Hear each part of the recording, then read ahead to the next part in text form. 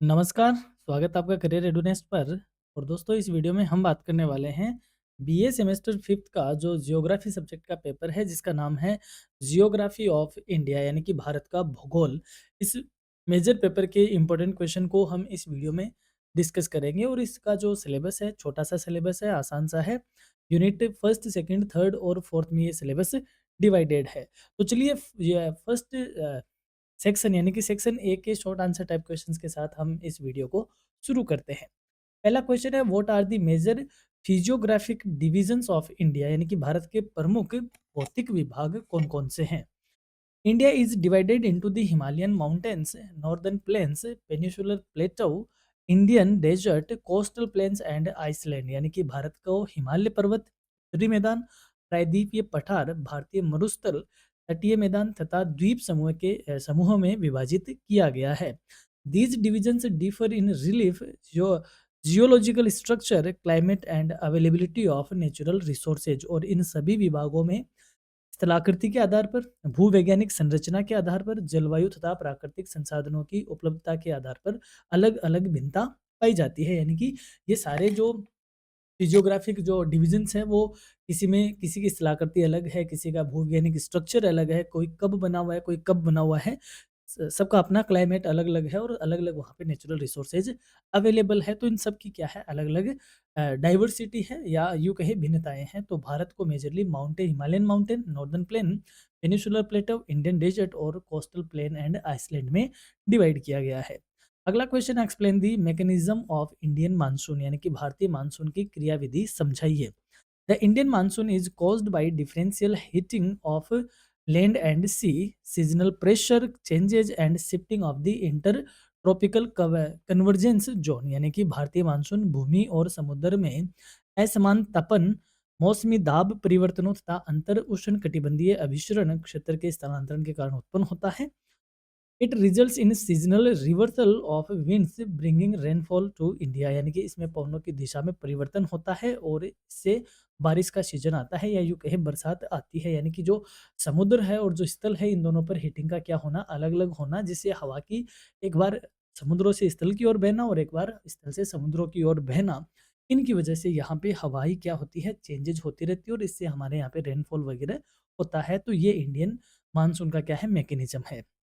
Next question है, name the main seasons of Indian climate यानी कि भारत की जो जलवायु है इसके प्रमुख ऋतुओं के नाम बताइए। इंडियन क्लाइमेट है जो 4 मेन सीजन यानी कि एक बरस के मौसम 4, भारत में वाकई में ये 4 ही ऋतुएं पाई जाती हैं। Cold weather season, hot weather season, south west monsoon season and retreating monsoon season यानी कि शीत ऋतु, ग्रीष्म ऋतु, दक्षिण पश्चिम मानसून, मानसून ऋतु तथा प्रत्यावर्ती monsoon Ritu. Each season has distinct temperature and rainfall characteristics. प्रत्येक ऋतु का तापमान और वर्षा की अपनी अलग विशेषता होती है। व्हाट इज नेचुरल वेजिटेशन यानी कि प्राकृतिक वनस्पति क्या है। Natural vegetation refers to plant life that grows naturally without human interference यानी कि प्राकृतिक वनस्पति वह पौधों की वृद्धि है जो बिना किसी मानव हस्तक्षेप से स्वाभाविक स्वाभाविक रूप से होती है। In India it is influenced by climate, soil relief and availability of water यानी कि भारत में यह जलवायु मिट्टी यह जलवायु, मिट्टी, स्थलाकृति तथा जल की उपलब्धता से क्या होती है, प्रभावित होती है। यानी कि जो नेचुरल वेजिटेशन है इंडिया की बात करें तो वहाँ का क्लाइमेट, वहाँ की सोइल की कंडीशन, वहाँ की ट्रोपोग्राफी या यूँ कहें वहाँ का जो स्थलाकृति है वो, और साथ ही में वहाँ पे कितना पानी की उपलब्धता है, इन सबसे नेचुरल वेजिटेशन क्या होती है, प्रभावित होती है। नेक्स्ट है, mention major soil type of India यानी कि भारत की प्रमुख मिट्टियों के नाम बताइए। Major soil type of India include alluvial soil, black soil, red soil, laterite soil, desert soil and mountain soil. यानी कि भारत की प्रमुख मिट्टियों में बात करें तो जलोढ़ मिट्टी यानी कि जो नदियाँ बहाकर लाती है, काली मिट्टी यानी कि जो जनरली पठारों में होती है, लाल मिट्टी, लेटेराइट मिट्टी, मरुस्थलीय मिट्टी तथा पर्वतीय मिट्टियाँ शामिल है। ये मिट्टी विभिन्न प्रकार की फसलों और वनस्पतियों का क्या बनती है, आधार बनती है। These soil supports different types of crops and vegetation, क्योंकि हर एक मिट्टी की अपनी कैरेक्टरिस्टिक्स है और उसी के अकॉर्डिंग उनमें अलग अलग फसलें क्या होती है, पनपती है। तो अलग अलग मिट्टी में अलग अलग फसलों की एक क्वालिटी होती है, वहाँ की वेजिटेशन उस सॉइल पे ही डिपेंड करती है। What is the significance of drainage system in India. Bharat में अपवाह तंत्र का क्या महत्व है? अपवाह तंत्र का मतलब होता है नदियाँ कहाँ से निकलती है और कहाँ जाकर खत्म होती है, कौन-सी किस में मिलती है, इस तरीके से जो सिस्टम बनता है, एक तंत्र बनता है, उसे हम क्या बोलते हैं? अपवाह तंत्र। The drainage system of India supports irrigation, agriculture, transportation and hydroelectric power generation, यानी कि भारत का अपवाह तंत्र सिंचाई, कृषि, परिवहन व जल विद्युत उत्पादन में सहायक है। Rivers also play an important role in shaping landforms and human settlements, यानी कि जो नदियाँ हैं वो स्थलाकृतियों के निर्माण को तो में भूमिका निभाती ही निभाती है, साथ ही में जो मानवीय बस्तियाँ हैं उनके विकास में भी महत्वपूर्ण भूमिका निभाती है। यानी कि जैसे हम पढ़ते हैं सभ्यताएँ सिविलाइजेशन, इंडस वैली सिविलाइजेशन या फलाह सिविलाइजेशन, डिमका सिविलाइजेशन, लगभग सारी कहाँ मिलती है? हमें नदी किनारे मिलती है, क्योंकि पानी ही जीवन का आधार है और हमने जब बसना स्टार्ट किया था, मानव ने जो बस्तियाँ बनाई थी वो सबसे पहले पानी के निकट ही बनाई थी। तो जो नदियाँ हैं वो हमारी एग्रीकल्चर को तो सपोर्ट करती ही करती है, साथ ही में हमारे जो ह्यूमन के सेटलमेंट है उसको भी क्या करती है? सपोर्ट करती है। नेक्स्ट क्वेश्चन है, differentiate between Himalayan and peninsular rivers, यानी कि हिमालय और प्रायद्वीपीय नदियों में अंतर बताइए। Himalayan rivers are perennial and show-fed, while peninsular rivers are seasonal and rain-fed, यानी कि हिमालय नदियाँ बारहमासी तथा हिमपोषित होती हैं, जबकि जो प्रायद्वीपीय नदियाँ हैं वो मौसमी हैं और वर्षा पर निर्भर होती है। Himalayan reverse have larger basins and greater water volume through out the year, यानी कि जो हिमालय नदियाँ हैं उनका जल ग्रहण क्षेत्र बड़ा है और जल की मात्रा भी क्या है? ज़्यादा है, क्योंकि हिमालय ऊंचाई पर है। हिमालय में ऊपर हिम यानी कि ग्लेशियर्स होते हैं जो कि साल भर पिघलते रहते हैं और उनसे नदियाँ निकलती रहती है। जो हिमालय नदियाँ है वो बारहमासी है और साल भर बहती है। वहीं जो पेनिसुलर रिवर्स है वो बरसाती नदियाँ होती हैं, बरसात होती है तब ये बहती है, बरसात नहीं होती धीरे धीरे सूख जाती है। तो दोनों में ये डिफरेंस। नेक्स्ट है, what factors affect Indian climate, Bharat की जलवायु को प्रभावित करने वाले कारक कौन कौन से हैं? Latitude, altitude, distance from the sea, relief features and monsoon winds are the major factors affecting Indian climate, यानी कि अक्षांशीय स्थिति क्या है, ऊंचाई कितनी है, समुद्र से दूरी क्या है, स्थलाकृति कैसी है और मानसूनी पवनें किस तरीके की है, ये सारे तत्व है या ये सारे घटक भारत की जलवायु को प्रभावित करने के प्रमुख कारक है। These factors cause regional climatic variations across the country, यानी कि इनके कारण देश में क्षेत्रीय जलवायु में विविधता पाई जाती है। जैसे राजस्थान की जलवायु अलग है, उत्तर प्रदेश की अलग है, झारखंड की अलग है, कर्नाटक की अलग है, तमिलनाडु की अलग है। सबके लैटिट्यूड की सिचुएशन अलग है, एल्टीट्यूड अलग है, डिस्टेंस समुद्रों से दूरी अलग है। तो ये सारे फैक्टर क्लाइमेट को क्या करते हैं? इन्फ्लुएंस करते हैं। अब हम बढ़ते हैं यूनिट सेकंड की ओर। पहला क्वेश्चन है, व्हाट आर मेटेलिक मिनरल्स, यानी कि धात्विक खनिज कौन से होते हैं? यानी कि जिनमें धातु होती है उनको धात्विक खनिज कहते हैं। Metallic minerals are minerals that contains metal elements and can be used for metal extraction, यानी कि धात्विक खनिज वे खनिज होते हैं जिनमें धातु तत्व पाए जाते हैं और जिनसे हम धातु प्राप्त करते हैं। आयरन और copper bauxite are important metallic minerals found in India, यानी कि भारत की बात करें तो लोहा ऐशक, तांबा ऐशक, बॉक्साइट आदि भारत के प्रमुख धात्विक खनिज है जिनसे हम धातु प्राप्त करते हैं। Mention the uses of iron ore, यानी लोह अयस्क के उपयोग बताइए। Iron ore is mainly used in the iron and steel industry, यानी कि जो लोह अयस्क है उसका प्रमुख उपयोग लोह उद्योगों में और साथ ही में इस्पात उद्योगों में किया जाता है। It is essential for making machinery, tools, transport equipments, buildings and infrastructure development. लोह अयस्क है वो मशीनों में, औजारों में, परिवहन साधनों में, भवनों में तथा आधारभूत संरचना के निर्माण में सहायक है। यानी कि आज हम बात करते हैं सरिया की, तो ये जो सरिया ये आयरन ओर का ही बनता है। हम बात करें रेल के डब्बों की, आयरन ओर से ही बनते हैं। तो कहने का मतलब जो लोहा इंडस्ट्री है वह एक तरीके से कोर इंडस्ट्री है, बेसिक इंडस्ट्री है, इस्पात इंडस्ट्री का बेस बनता है। तो इन सब में आयरन ओर का बहुत ज़्यादा उपयोग होता है। What are non metallic minerals, यानी अधात्विक खनिज कौन से हैं? अधात्विक यानी non metallic minerals do not contain metal content, यानी कि अधात्विक खनिजों में लोह तत्व सॉरी धातु तत्व नहीं पाए जाते हैं। Minerals like mica and limestone are widely used in electrical industries, cement production and construction activities, यानी कि अभ्रक और चूना पत्थर जैसे खनिज विद्युत उद्योग, सीमेंट निर्माण तथा निर्माण कार्यों में प्रयोग किए जाते हैं। यानी कहने का मतलब जो अभ्रक और चूना पत्थर जैसे उद्योग है वो कई सारे इस तरीके से कंस्ट्रक्शन लाइन में बहुत ज़्यादा यूज में लिए जाते हैं, लेकिन इनमें धातु नहीं होती। तो इन मिनरल्स को हम नॉन मेटेलिक या अधात्विक खनिज के नाम से जानते हैं। Why is coal called the basic source of energy? ये अच्छा क्वेश्चन है कि हम कोयले को ऊर्जा का मूल स्रोत क्यों कहते हैं। Coal is called the basic source of energy because it is widely used for electricity generation, industrial fuel and railway transportation. यानी कि जो कोयले का है, कोयला है, उसे ऊर्जा का मूल स्रोत कहा जाता है क्योंकि इसका व्यापक उपयोग विद्युत उत्पादन में होता है और साथ ही में औद्योगिक ईंधन तथा रेल परिवहन में इसका मुख्यतया यूज होता है। It played a major role in industrial development.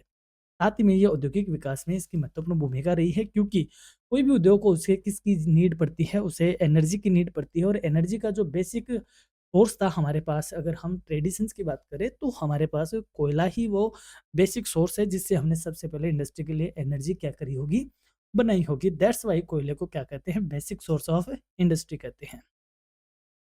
Next question है, what is the importance of petroleum in India? Bharat में पेट्रोलियम का क्या महत्व है? Petroleum is an important energy sources या resource used in transport, industries and power generation. Petroleum एक महत्वपूर्ण ऊर्जा संसाधन है जिसका उपयोग परिवहन में, उद्योगों में तथा विद्युत उत्पादन में बहुतायत से किया जाता है। It also provide raw materials for petrochemical industries and modern economic activities. साथ ही में इससे कई तरीके के पेट्रो रासायनिक उद्योग और आधुनिक आर्थिक गतिविधियों के लिए कच्चा माल भी प्राप्त होता है। यानी कि जब हम पेट्रोलियम का निष्कासन करते हैं तो केवल पेट्रोलियम ही नहीं मिलता है, कई तरीके के पेट्रोकेमिकल अदर प्रोडक्ट इससे मिलते हैं जो कि अदर पेट्रोकेमिकल इंडस्ट्रीज के लिए रॉ मटेरियल का काम करते हैं।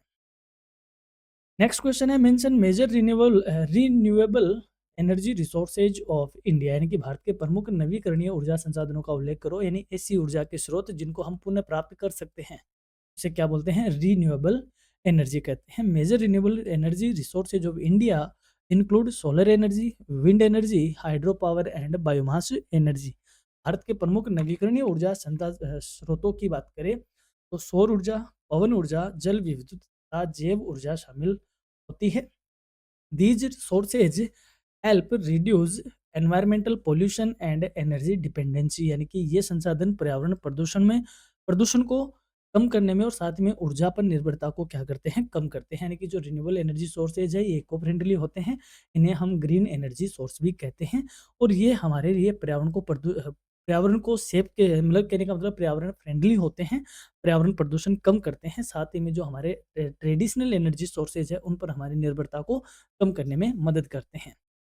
What is the iron and steel industry? लोहा एवं इस्पात उद्योग क्या है? The iron and steel industry is a basic and heavy industry that produce iron and steel products. यानी कि जो लोहा एवं इस्पात उद्योग है वो आधारभूत और भारी उद्योग है। भारी वजन का मतलब नहीं होता, भारी का मतलब होता है जिनमें कैपिटल बहुत ज़्यादा इन्वेस्ट करनी पड़ती है, और आधारभूत होता है कि जिस पर अदर इंडस्ट्रीज डिपेंड करती है, जो लोह तथा इस्पात उत्पादों का निर्माण करता है। It forms that the backbone of industrial and economic development of a country. यानी कि यह देश के औद्योगिक और आर्थिक विकास की रीढ़ मानी जाती है। नेक्स्ट क्वेश्चन है, name major industrial regions of India. यानी कि भारत के प्रमुख औद्योगिक क्षेत्रों के नाम बताओ। Major industrial regions of India include Mumbai Pune region, Chota Nagpur plateau region and Ahmedabad Vadodara region and the Kolkata Hooghly region. यानी कि भारत के प्रमुख औद्योगिक क्षेत्रों की बात करें तो मुंबई पुणे क्षेत्र, छोटा नागपुर पठार क्षेत्र, अहमदाबाद वडोदरा क्षेत्र और कोलकाता हुगली क्षेत्र शामिल है। अब हम पहुंच गए हैं यूनिट थर्ड की ओर, जो कि एग्रीकल्चर से संबंधित है। पहला क्वेश्चन है, व्हाट इज एग्रीकल्चर? कृषि क्या है? तो कितना सीधा सा क्वेश्चन है। इस तरीके के क्वेश्चन हालांकि हम तुक्के मारते हैं, तुक्के नहीं मारते, हमें इनको समझना पड़ेगा। अब आप बीए थर्ड ईयर यानी कि सेमेस्टर फिफ्थ के स्टूडेंट हो तो थोड़ा सा राइटिंग का क्या करना पड़ेगा, लहजा बदलना पड़ेगा। और मेरे यहाँ पे बीच वीडियो में मैं छोटी सी रिक्वेस्ट आपसे करता हूँ कि दोस्तों वीडियो अब जब आप देखते हो तो उन वीडियो को आप ज़रूर हाइप किया करें। हाइप करते हो तो आप जैसे अदर जो स्टूडेंट्स हैं जो कि क्लासेस के लिए स्ट्रगल करते हैं उन तक भी ये क्लास अपने आप ही क्या हो, यूट्यूब उनको वहाँ तक भी पहुँचाए। तो आप क्लासेस हाइप किए करते रहा करें और अपने दोस्तों के साथ क्लासेस को शेयर भी किया करें, क्योंकि सिर्फ क्योंकि बांटने से ही बढ़ता है ज्ञान। मैं ये कह सकता हूँ कि जो नीडी स्टूडेंट है वहाँ तक अपनी क्लास पहुँचे तो इससे अच्छा और उसके लिए क्या ही हो सकता है। तो एग्रीकल्चर को समझते हैं, क्या होती है एग्रीकल्चर? पहला ही है क्वेश्चन है, agriculture is the primary economic activity involving cultivation of crops and rearing of animals. यानी कि कृषि एक प्राथमिक आर्थिक गतिविधि है जिसमें फसलों की खेती और पशुपालन शामिल है। It provides food, raw materials for industries and employment to a large population. यह हमें खाद्यान्न प्रोवाइड करवाता है, यानी कि भोजन देता है, उद्योगों के लिए कच्चा माल देता है और साथ ही में बड़ी जनसंख्या को रोजगार भी प्रदान करता है। देखो, कोई भी इकोनॉमी होती है दोस्तों, 3 सेक्टर में डिवाइड होती है। एक होता है प्राइमरी सेक्टर, एक होता है सेकेंडरी और एक होता है टर्सरी। प्राइमरी सेक्टर में एग्रीकल्चर काउंट होता है, सेकेंडरी में इंडस्ट्री होता है और टर्सरी में सर्विस होता है। तो एग्रीकल्चर कैसा है? प्राइमरी एक्टिविटी का सेक्टर है, जो कि हमें फूड ग्रेन्स देता है, साथ ही में रॉ मटेरियल्स देता है। किनको? इंडस्ट्रीज को। जैसे मान लो इंडस्ट्री है कपड़े की, टेक्सटाइल की है, टेक्सटाइल का जो रॉ मटेरियल होगा वो कॉटन होगा, और कॉटन कहाँ से आएगा? एग्रीकल्चर से। तो एग्रो बेस्ड इंडस्ट्रीज होती है, एग्रीकल्चर कई तरीके का रॉ मटेरियल प्रोवाइड करवाती है। तो ये सारा काम क्या कहा जाता है? एग्रीकल्चर कहा जाता है। एग्रीकल्चर में सिर्फ खेती बाड़ी नहीं होती, एग्रीकल्चर हमें हमेशा देखो खेती बाड़ी तो फार्मिंग कही जाती है। एग्रीकल्चर में होती है agriculture and allied activity like animal husbandry, fishery, है ना, सेरिकल्चर। ये सारे एग्रीकल्चर के क्या होते हैं? पार्ट होते हैं। नेक्स्ट है, name major food crops of India. भारत की प्रमुख खाद्यान्न फसलों के नाम बताइए। Major food crops of India include rice and wheat. यानी कि भारत की प्रमुख खाद्यान्न फसलों की बात करें तो चावल और गेहूं है। एक बड़ा रीजन चावल खाता है और एक बड़ा रीजन गेहूं खाता है। Rice is mainly grown in high rainfall areas, while wheat is grown in regions with moderate rainfall and cool climate। चावल अधिक बरसात वाले क्षेत्रों में उगाया जाता है, जबकि गेहूं मध्यम बरसात और ठंडी जलवायु वाले प्रदेशों में उगता है। नेक्स्ट क्वेश्चन है, व्हाट इज कैश क्रॉप? यानी नगदी फसल क्या है? इसे कमर्शियल क्रॉप भी कहते हैं, यानी कि ऐसी फसल जो हमने बेचने के उद्देश्य से बनाई है, यानी कि जिनका हम direct as a food grain use नहीं लेते, उनको प्रोसेस करते हैं और अदर प्रोडक्ट में कन्वर्ट करके उनका हम यूज में लेते हैं, तो उसे हम क्या कहते हैं? कैश क्रॉप कहते हैं। Cash crops are crops grown mainly for sale in the market. यानी कि नकदी फसलें वे फसलें होती है जो मुख्य रूप से बाजार में बिक्री के उद्देश्य से उगाई जाती हैं। Cotton and sugarcane are important cash crop that support agro based industries in India. यानी कि कपास और गन्ना भारत की महत्वपूर्ण नकदी फसलें हैं जो कि कृषि आधारित उद्योगों को सपोर्ट करती है। नेक्स्ट है, what is the green revolution? Star mark लगा लो, पूछा ही जाएगा। पहली बार पेपर बन रहा है तो ऐसे ऊपर ऊपर के क्वेश्चन भी आपसे काफी पूछेंगे। हरित क्रांति क्या है? हरित क्रांति का मतलब होता है जब हमने हमारे एग्रो प्रोडक्ट्स में या एग्रीकल्चर के जो प्रोडक्शन है उसमें कैसा परिवर्तन कर लिया, आमूल चूल परिवर्तन किया हमने। आमूल चूल कैसे होगा? हमने जो हमारे सीड्स होते हैं वह अच्छी क्वालिटी के यूज में लिए, हमने इरिगेशन के मेथड अच्छे कर लिए, हमने फर्टिलाइजर यूज में लिए, पेस्टिसाइड्स यूज में लिए, और हमारा प्रोडक्ट देखते देखते 1 बोरी से बढ़कर 5 बोरी पे आ गया। तो ये जो भयंकर वाला क्रांतिकारी परिवर्तन हुआ, उसको हमने ग्रीन रिवॉल्यूशन का नाम दिया। और ऐसा हमने 1966 से 1969 यानी कि 69 तक के बीच में हमने इसका क्या किया? यूज करना स्टार्ट किया। और हमारे यहाँ पे डॉक्टर एम एस स्वामीनाथन, याद रखना नाम पूछा जा सकता है, एम एस स्वामीनाथन हरित क्रांति के जनक कहे जाते हैं भारत में। और ओवरऑल दी वर्ल्ड की बात करें तो नॉर्मन बोरलॉग, इनको क्या कहते हैं? हरित क्रांति का फादर कहा जाता है। Green revolution refers to the rapid increase in agricultural production through the use of high yielding variety seeds, fertilizers, irrigation and modern farming techniques। यानी कि हरित क्रांति का अर्थ उच्च उपज किस्मों के बीज, उर्वरकों, सिंचाई तथा आधुनिक कृषि तकनीकों के उपयोग से कृषि उत्पादन में तीव्र वृद्धि से है। नेक्स्ट है, mention the importance of livestock resources. पशुधन संसाधनों का महत्व बताओ। Livestock resources provide milk, meat, wool and employment. यानी कि जो पशुधन है वो संसाधन हमें दूध, मांस, ऊन और रोजगार प्रदान करते हैं। They support rural economy and play an important role in agricultural activities and nutritional securities. ये ग्रामीण अर्थव्यवस्था को सुदृढ़ करते हैं और साथ ही में कृषि कार्यों और पोषण सुरक्षा में भी महत्वपूर्ण भूमिका अदा करते हैं। नेक्स्ट क्वेश्चन है, व्हाट इज क्रॉपिंग पैटर्न? यानी कि फसल प्रतिरूप क्या है? क्रॉपिंग पैटर्न का होता है कि हम एक टाइम पे अपने खेत में किस तरीके की फसलों को बोते हैं, उसको हम क्या कहते हैं? क्रॉपिंग पैटर्न कहते हैं, सॉरी पैटर्न कहते हैं।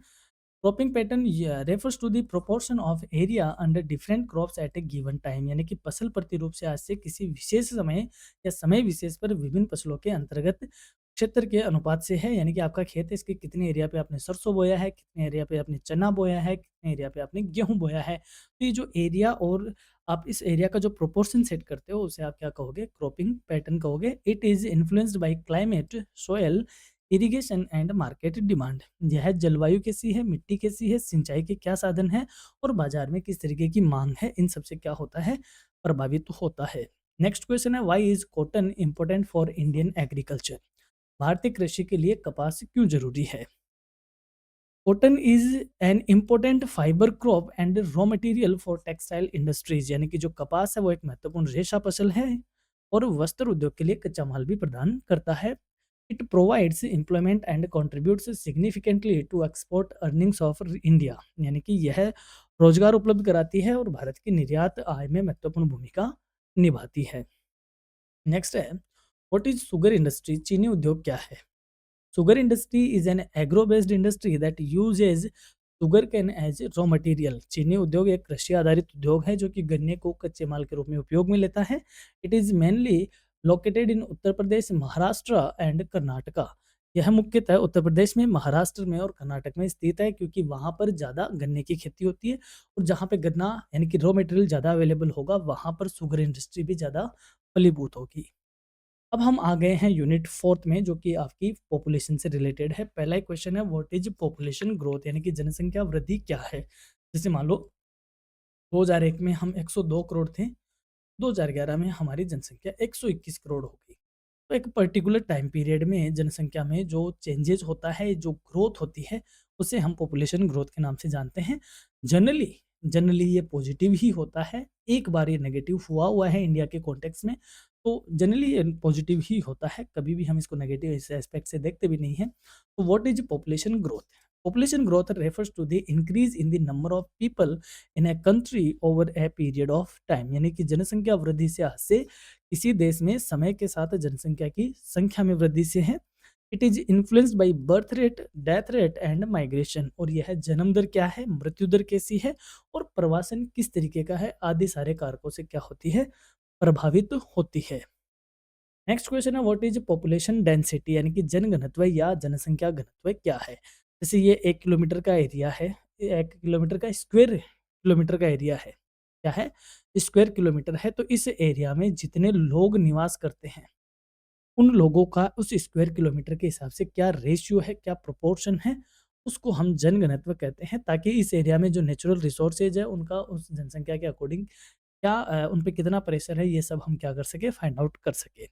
Population density means the number of persons या पीपल लिविंग पर स्क्वायर किलोमीटर, यानी कि जनघनत्व का अर्थ है प्रति वर्ग किलोमीटर में निवास करने वाले व्यक्तियों की संख्या से है। It helps in understanding pressure of population on the land and resources, इससे भूमि और संसाधनों पर जनसंख्या के दबाव का पता चलता है। डिफाइन लिटरेसी रेट, यानी कि साक्षरता दर को परिभाषित कीजिए। Literacy rate refers to the percentage of people who can read and write with understanding, यानी साक्षरता दर से आशय उन लोगों के प्रतिशत से है जो पढ़ने और लिखने में सक्षम होते हैं।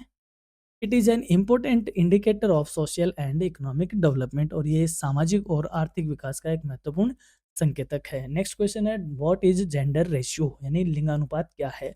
प्रति हजार व्यक्तियों के पीछे या पुरुषों के पीछे जो महिलाओं की संख्या होती है उसे जेंडर रेशियो कहते हैं।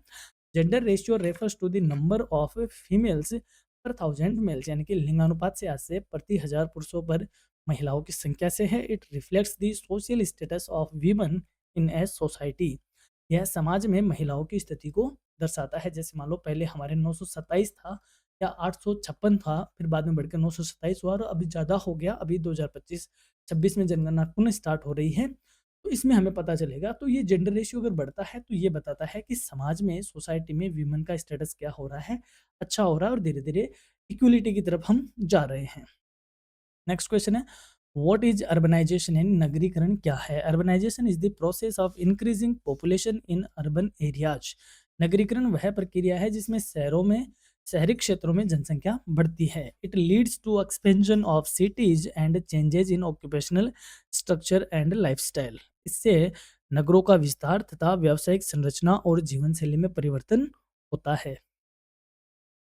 Mention trends of urbanization in India, Bharat में नगरीकरण की प्रवृत्तियों का उल्लेख कीजिए। Urbanization in India is increasing due to industrialization, migration and economic opportunities, Bharat में औद्योगिकरण, प्रवासन तथा आर्थिक अवसरों के कारण नगरीकरण बढ़ रहा है। Metropolitan cities are growing faster than the small towns, यानी कि जो महानगर है उनकी वृद्धि छोटे नगरों की तुलना में और भी ज़्यादा फास्ट हो रही है। ये मेजर ट्रेंड्स है आजकल इंडिया के।